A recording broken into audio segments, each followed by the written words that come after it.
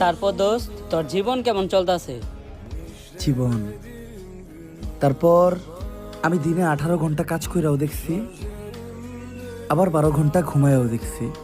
আমি পরীক্ষায় ফেল কইরাও দেখছি, আবার ক্লাসে প্রথম হয়েও দেখছি। আমি রোমাঞ্চকর প্রেম দেখছি, শিকড়ের টান দেখছি, আবার তিক্ত বিচ্ছেদও দেখছি। আমি খালি পকেটে পুরো শহর ঘুরছি, আবার সেই শহরে 1000 টাকার নোটও উড়াইছি। আমি সব কিছুর বিনিময়ে নিজেকে খুঁজেছি, খুঁজে পাইনি কোথাও। কোথাও আমার কোনো অস্তিত্ব নেই। আমি এখনো ঘুরে বেড়াচ্ছি পথে পথে, তবে কিসের সন্ধানে সেটাও জানা নেই।